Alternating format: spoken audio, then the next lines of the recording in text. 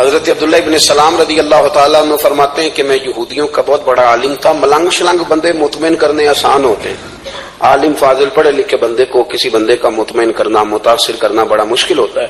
آپ فرماتے ہیں میں نبی کریم علیہ السلام کی بارگاہ میں پہلے دن گیا میں بحث کے ارادے سے، مناظرے کے ارادے سے، چونکہ یہودیوں کا عالم تھا.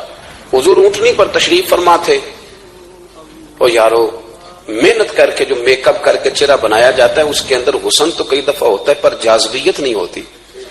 لیکن جس بابے نے کبھی میک اپ نہ کیا ہو لیکن وضو ذرا طریقے سے کرے روز، تو رنگ گورا نہ بھی ہو تو لوگ کئی دفعہ یہ نہیں کہتے رنگ گورا ہے، بلکہ لوگ کہتے ہیں چہرہ نورانی ہے. اب میں اس پر میں کچھ کلام کر سکتا ہوں کہ گورے اور نورانی چہرے میں بھی فرق ہوتا ہے. کچھ چہرے گورے ہوتے ہیں پر نورانی نہیں ہوتے، کچھ گورے نہیں ہوتے پر نورانی بڑے ہوتے، یہ الگ عنوان ہے. تو حضرت عبداللہ ابن سلام رضی اللہ تعالیٰ عنہ فرمانے لگے جب میں گیا تو حضور اونٹنی پر تشریف فرما تھے. کہتے ہیں سادہ وضو، اور میں دیکھ رہا تھا کہ داڑھی مبارک میں کنگھی بھی نہیں ہوئی تھی. سرکار نے سر پہ سادہ سا امامہ باندھا تھا. حضور اونٹنی پر بیٹھے تھے اور جس اونٹنی پر تشریف فرما تھے اس پہ کجاوا بھی کوئی نہیں تھا. لیکن کہتے دو جملے حضور کی زبان سے نکلے، دو جملے، اور میں ان جملوں کا قیدی ہو گیا. میرے محبوب نے فرمایا جو چاہتا ہے کہ اس کی عمر بھی زیادہ ہو، رزق میں بھی برکت ہو. آپ بھی چاہتے ہیں نا عمر بھی زیادہ ہو، رزق میں بھی برکت ہو، تو حضور فرمانے لگے اس کے لیے کرنے کا کام یہ ہے کہ اگر وہ چاہتا ہے عمر زیادہ ہو، رزق میں برکت ہو، تو اپنے رشتہ داروں کے ساتھ اچھا سلوک کرے. یہ حدیث اگرچہ اپنے انہی الفاظ کے ساتھ مشکات میں موجود ہے، لیکن وہاں حضرت عبداللہ ابن سلام رضی اللہ تعالیٰ عنہ کہتے ہیں کہ وہ کیا مٹھاس تھی لفظوں میں، جملے تھوڑے تھے، بات میں گہرائی بہت زیادہ تھی. میں آیا تھا بحث کرنے پر میں آگے بڑھا، حضور کا دست مبارک تھاما اور میں نے عرض کی یا رسول اللہ مجھے کلمہ پڑھا دے، میں مسلمان ہونا چاہتا ہوں. ہمارے ہاں لوگ سمجھتے ہیں کہ بہت زیادہ فلسفہ بیان کرنے والا شاید کوئی بڑا پڑھا لکھا بندہ ہوتا ہے. یہ جی نفسیات کا بڑا ماہر ہے جی، اس نے کئی ماسٹر کیے ہوئے ہیں، ایم فل کی ہے، پی ایچ ڈی کی. او خدا کے بندے، نفسیات کا ماہر وہ ہوتا ہے جو سامنے والے کی عقل کے مطابق بات کرنا جانتا ہے. اور اگر تم کہے جی میری بات ہی بڑی مشکل ہے میں کس کو سمجھاؤں، تو آپ یہ پڑھے لکھے نہیں ہیں، آپ ابھی سمجھدار نہیں ہوئے. کلم الناس علی قدر عقولہم. اگر آپ پڑھے لکھے ہوتے تو لوگ آپ کی بات سمجھتے. میرے رسول کریم نے کبھی کوئی مشکل بات نہیں کی، کبھی کوئی فلسفہ نہیں بیان کیا، بلکہ تیری نگاہ ناز سے دونوں ہی مراد پا گئے. عقل غیاب جستجو، عشق حضور و اضطراب. اقبال کہتے ہیں اگر بڑا عقل مند آدمی ہوتا تھا تو حضور کی بات اس کے دل کو بھی اچھی لگتی تھی، اور اگر کوئی عشق و مستی والا آتا تھا نا کہ میں نے مست ہو کے آنا ہے تو وہ بھی میرے نبی کی باتوں سے مست ہو جایا کرتا تھا. دونوں تیری نگاہ ناز سے دونوں مراد پا گئے. تو حضور کو بات کرنے کا سلیقہ بھی بڑا شاندار آتا تھا. حضرت عائشہ صدیقہ رضی اللہ تعالیٰ عنہ فرماتی ہیں کہ نبی کریم صلی اللہ علیہ وسلم جب بات کرتے تھے تو اتنی دھیمی کرتے تھے، اتنی دھیرے میں کرتے تھے. میں تو چھوٹا آدمی ہوں، کسی بڑے بندے کو نصیحت بھی نہیں کر سکتا، ورنہ میں علماء سے تو نہیں لیکن جو طالب علم ہیں جن کا خیال ہے کہ شاید اور میرے پاس کچھ سیکھنے آئے ہوئے ہیں مدرسے کے، تو میں ان سے کہتا ہوں کہ وہ کیا خطابت ہوئی جس میں سامنے والے کو سمجھ ہی نہیں آئی آپ نے کیا کہا.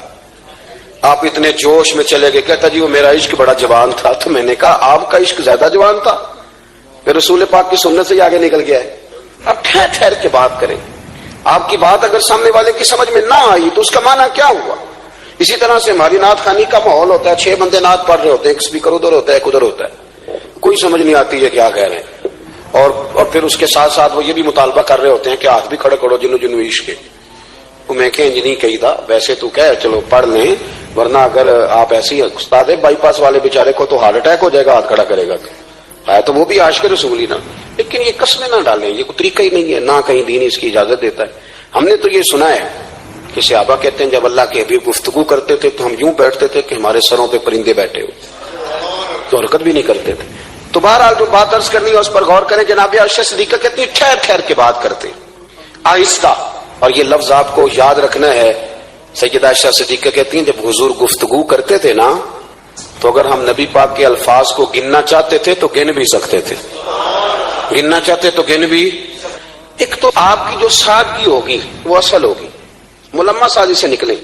پہلے ہماری شادیوں پہ دلہا اور دلہن جاتے تھے بیوٹی پارلر، اب سارا خاندان جاتا ہے. اس میں حسن نہیں ہوتا، اس میں بے وقت ہو جاتا ہے آدمی. آپ کو جو رب کریم نے بنایا ہے اس سے زیادہ شاندار آپ کو کوئی بنا سکتا ہے؟ الذی خلقک فسواک فعدلک فی ای صورت ما شاء رکبک، اللہ فرماتے ہیں جو میں نے تیرا چہرہ بنایا نا یہ میری چاہت ہے، میں نے جیسا چاہا ہے تجھے بنایا ہے، تو مجھے تجھے وہ چہرہ پسند کیوں نہیں جو میرے رب نے بنایا ہے؟ یہ چاہت ہے الذی خلق کا، جس نے تمہیں پیدا کیا، فسواک فعدل، پھر ہموار کیا، پھر برابر کیا، اور فی ای صورت ما شاء رکبک، پھر جس صورت میں اس نے چاہا تجھے ترکیب کیا۔ تو پہلی بات، اور دوسری بات گفتگو کریں تو ذرا تھوڑا سا نا موقع دیں کسی اور۔ کچھ لوگ ایسے ہوتے ہیں جن کے پاس آپ بیٹھے تو بس وہی بولیں گے، آپ نہیں بول سکتے، اب وہی بات کریں، گفتگو کریں، معنی خیز کریں، اتنی باتیں نہ کریں کہ پھر آپ رہ جائیں، کم بات کریں، اور جتنی کریں وہ وزنی کریں تاکہ آپ کی بات کا ایک خاص حجم ہو، ایک وقار ہو۔ اللہ کے محبوب بات کرتے تو اس بات کے اندر وزن ہوتا، وقار ہوتا۔ ہمارے اسحاب رحمۃ اللہ علیہ ہمیں اکثر حکم دیتے تھے تقریر تھوڑی کرنا، نعت کے 2-3 شعر پڑھنا، تو میں نے ایک دن عرض کی حضور کیوں؟ فرمانے لگے اللہ رسول کی بات کو بے وقت نہ کر دینا کہ لوگ سننا نہ چاہیں اور تم جبرن سناؤ، فرمایا رنگ اس طرح کا ہونا چاہیے کہ لوگوں میں دلچسپی ابھی ہو اور بات ختم ہو جائے، اس کو بے وقت کر دینا ہے کہ زبردستی آپ تو اچھی گفتگو کریں، معنی خیز سنیں۔ ایک حدیث پاک حضرت ابو بردہ رضی اللہ تعالیٰ ایک صحابی ہیں، البدایہ والنہایہ میں روایت آپ کو ملے گی، وہ کہتا ہے میرا اپنی بیوی سے اختلاف ہو گیا۔ بیوی سے جب بندہ راضی ہوتا ہے تو بڑا ہی راضی ہوتا ہے، پھر وہ کہتا ہے کہ جیسی میری ہے ویسی کسی کی بھی نہیں، اور جب ہوتا ہے نا ناراض تو پھر وہ منگنی سے کہانی شروع کرتا ہے کہ جب میری منگنی ہوئی تھی تو تیرے چاچے نے مجھے گھورا تھا، اور پھر وہ دن جب رکھے تھے اس دن جو کام ہوا تھا اس کا بھی اب اختلاف جو ہو گیا، اور جب آپ کسی سے ناراض ہوتے ہیں پھر اس کی خامیاں ساری سامنے آ جاتی ہیں۔ پھر وہ کہتا ہے شادی والے دن تیرے ابے نے صحیح سلوک نہیں کیا، یہ مجھے کپڑے دیے تھے جو کو پہننے والے تو نہیں نا، تو میری اماں، اب اختلاف ہو گیا۔ اب ہم کیا کرتے ہیں، جو قریب والے لوگ ہوتے ہیں وہ اس پر تھوڑا تیل اور ڈالتے ہیں، وہ کہتے ہیں نہیں تینوں تو پتہ ہی نہیں، مجھے تین بڑیاں گلاں دا پتہ ہی نہیں، تو تے شادی تو 15 دن بعد سعودی عرب ٹر گیا، ساڈے کولوں سن کہانیاں، ہم تمہیں بتاتے ہیں تاکہ تباہی اور اترے۔ اس طرح نہ کریں، آپ ایک آدھ بات کہہ کے چلے جاتے ہیں، ان بیچاروں نے اکٹھے رہنا ہوتا ہے، ان کی زندگی دوزخ بنی رہتی، ان کو قریب کریں۔ اللہ کے رسول تو کسی کا نکاح کرتے تھے تو میاں بیوی کے درمیان محبت کی دعا فرماتے تھے، تو وہ صحابی آئے تو اپنی بیوی سے ناراض تھے تو انہوں نے اب بات شروع کر دی، کہنے لگے یہ بھی کرتی ہے، یہ بھی کرتی ہے، یہ بھی کرتی ہے، یہ بھی غلطی ہے، یہ بھی غلطی ہے، یہ بھی کوتاہی ہے، بڑی باتیں سنائی۔ اللہ نے کان کتنے دیے اور زبان، اس کا مطلب ہے سنگل بولنا چاہیے اور ڈبل سننا چاہیے۔ اب جتنا بولتے ہیں اس سے ڈبل سننے کا مزاج بنائیں، کیونکہ کان اللہ نے 2 دیے اور زبان سنگل بولیں اور ڈبل سنیں۔ حضور سنتے رہے، بلکہ حضرت ابو بردہ رضی اللہ تعالیٰ عنہ کہتے ہیں میرے محبوب نے نا تکیہ منگا لیا، ٹیک لگا لی۔ کئی لوگ کہتے ہیں نا جی ڈاکٹر نے میری بات تو پوری سنی کوئی نہیں، تو جب تک پوری سنی نہ جائے بعض بندوں کو تسلی نہیں ہوتی، پورا وقت دیا۔ وہ کہتے ہیں جتنا میرے اندر غبار تھا سارا میں نے نکالا اور میں نے ثابت کر دیا کہ میری بیوی میں یہ بھی کمزوری ہے، یہ بھی کمزوری ہے، یہ بھی کمزوری ہے۔ کہتے ہیں جب میں تھک گیا نا باتیں کر کر کے اور باتیں ختم ہو گئی تو حضور ہلکا سا مسکرائے، پھر پہلی نظر لوٹ لے ماہی تیرے ہار شنگاراں۔ کہتے ہیں حضور ہلکا سا مسکرائے زیر لب اور فرمانے لگے کہ تیری بات ختم ہو گئی ہے تو ایک میں بھی کر لوں۔ تو نبی کریم صلی اللہ تعالی علیہ وسلم فرمانے لگے صرف ایک بات کا جواب دے، صرف ایک، تیرے آگے ہیں یوں دبے لچے فصحا عرب کے بڑے بڑے، کوئی جانے منہ میں زبان نہیں بلکہ جسم میں جان نہیں۔ حضور فرمانے لگے یہ بتا کہ تیری بیوی میں ساریاں خامیاں ہی ہیں کہ کوئی خوبی بھی ہے؟ وہ اتنا جواب دے دے، زیادہ لمبی چوڑی بات نہیں، تیری بیوی میں ساریاں خامیاں ہیں۔ اللہ جو بندے بناتا ہے نا تو ایسا کوئی بندہ رب کریم نے نہیں بنایا جس کے اندر اللہ نے کوئی خوبی نہ رکھی ہو۔ یہ الگ بات ہے کہ ہماری اپنی اینک پر مٹی پڑی ہوتی ہے اور ہم سامنے والے کا چہرہ صاف کرتے رہتے ہیں، اپنی اینک نہیں صاف کرتے۔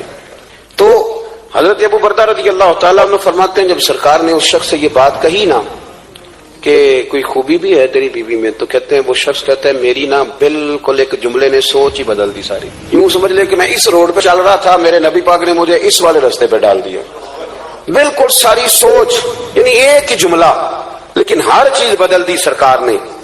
حضور فرمانے لگے کوئی خوبی بھی ہے؟ کہتے میں تھوڑی دیر چپ رہا، عرض کی یا رسول اللہ صلی اللہ علیہ وسلم آپ حکم کریں۔ تو حضور فرمانے لگے اپنی بیوی سے کبھی بغض نہ رکھو، اگر تمہیں اس کی خامیاں نظر آئیں تو اس بات پر توجہ کرو جو اس کے اندر خوبی ہو۔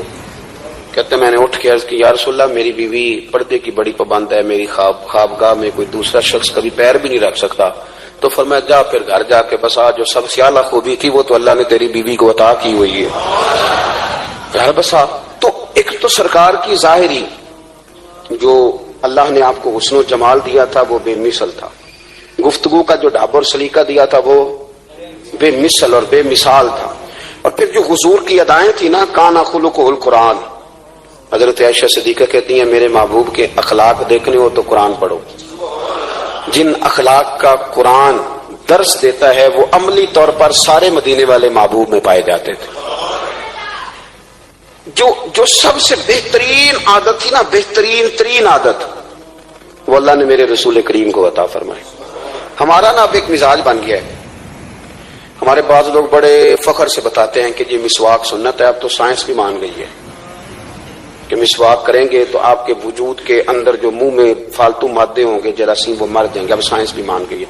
مجھے کبھی کبھی اس لفظ سے بڑی تکلیف ہوتی ہے، میں کہتا ہوں کہ سائنس اگر نہ مانے تو ہمیں کوئی اس پہ فرق پڑتا ہے؟ نہ مانے سائنس، ہمیں کیا لینا دینا سائنس سے؟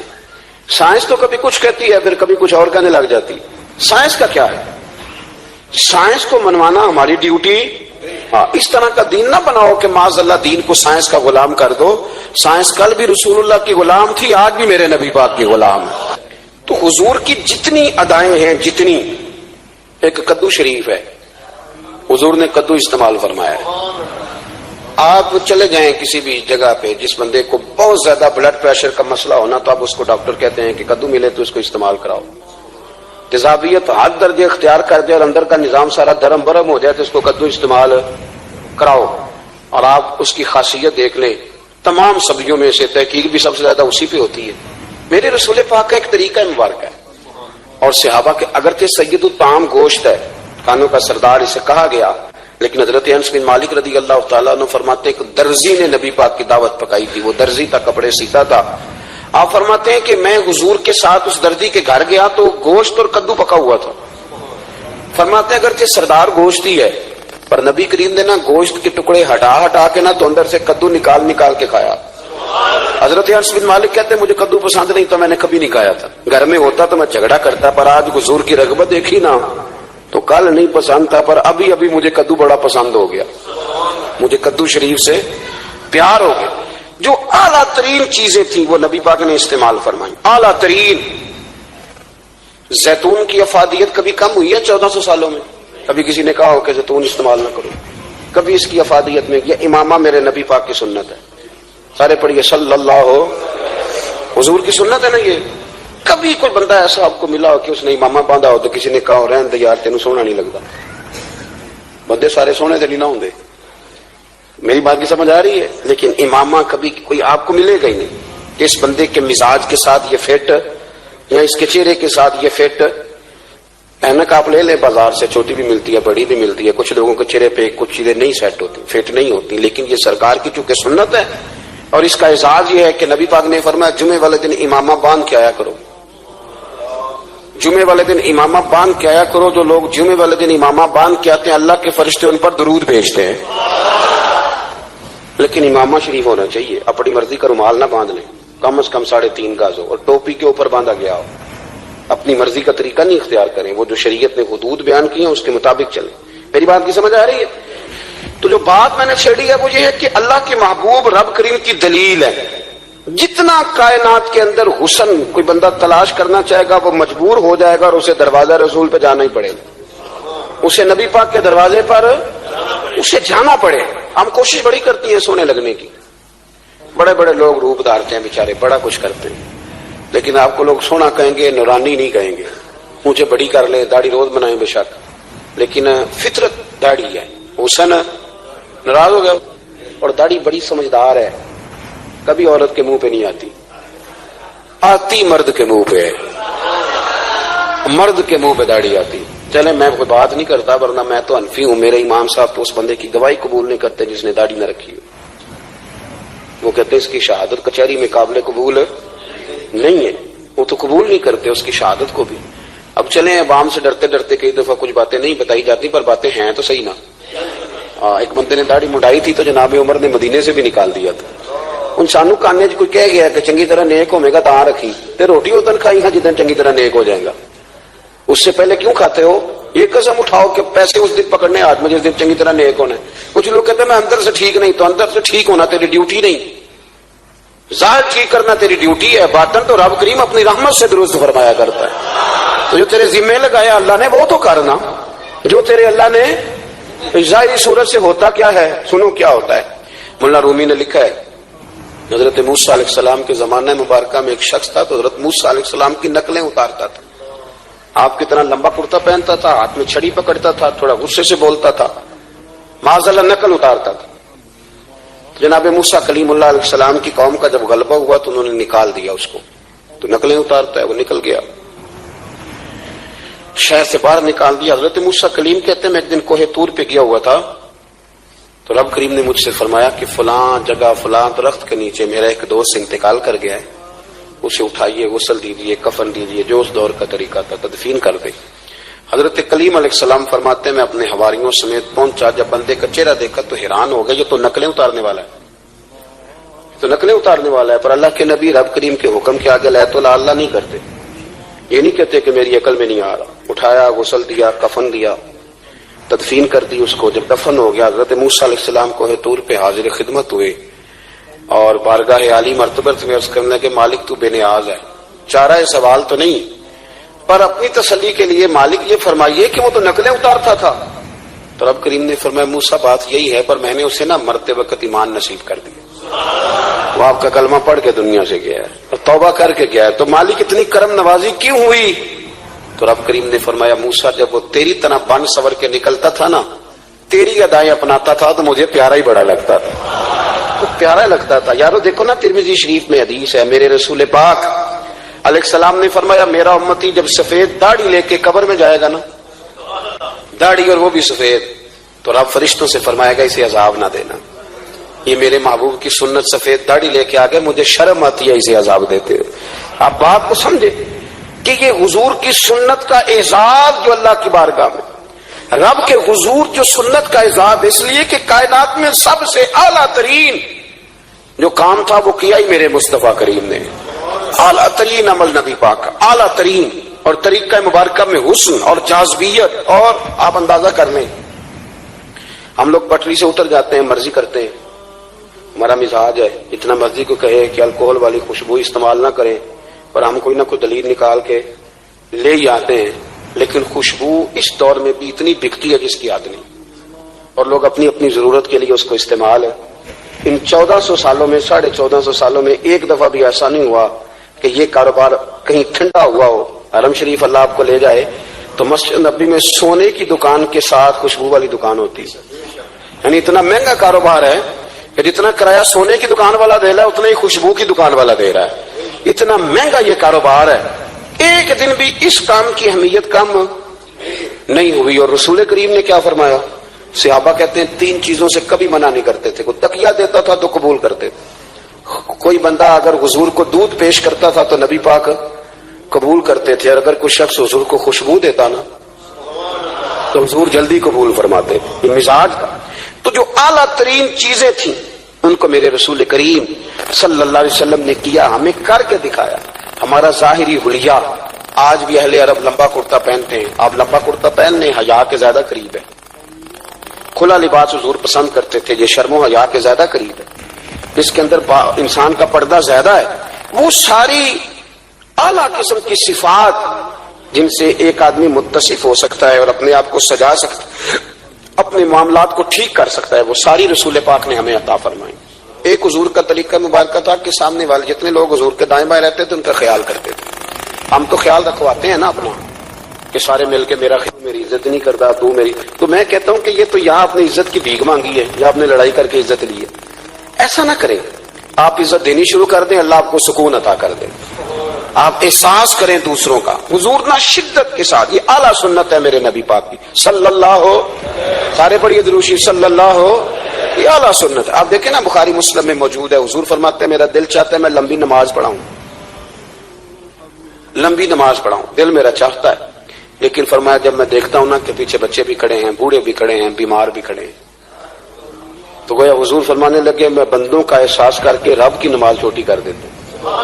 میں مختصر پڑھاتا ہوں. اور مسند امام احمد بن حنبل میں حدیث کے لفظ ہیں کہ اگر کوئی نبی پاک کا انتظار کر رہا ہوتا تھا تو نماز مختصر پڑھتے تھے اور اس کو فارغ کر کے بھی لمبی نماز پڑھتے. ایسا نہیں کہ اب آئے ہیں 4-5 لوگ تو ان کو پتہ چل جائے کہ حضرت جی بڑی تگڑی نماز پڑھتے ہیں, بڑے صوفی صافی آدمی, یہ نہیں. بلکہ نماز ہے, بلکہ مسند امام احمد بن حنبل میں تو وہ خوبصورت حدیث موجود ہے. سیدنا بلال حبشی رضی اللہ تعالیٰ عنہ فرماتے ہیں کہ میں نے عصر کی نماز کے لیے اقامت پڑھ دی تھی, حضور مصلی امام پر تشریف لے گئے تھے. ایک یہودی کا غلام آیا اور اس نے آ کے عرض کی, یا رسول اللہ میں بڑی مشکل میں ہوں, اگر آپ چلیں تو میرا مسئلہ حل ہو سکتا ہے, میرا مسئلہ حل ہو جائے گا. تو حضور کے احساس کی شدت کا یہ حال تھا کہ نبی کریم نے نمازیوں سے فرمایا تم بیٹھ جاؤ, میں پہلے اس کا کام کر کے آتا ہوں. خدا کے بندے تو ہیں ہزاروں, بنو میں پھرتے ہیں مارے مارے, میں اس کا بندہ بنوں گا جس کو خدا کے بندوں سے پیار. احساس کی شدت یہ حضور کی سنت ہے.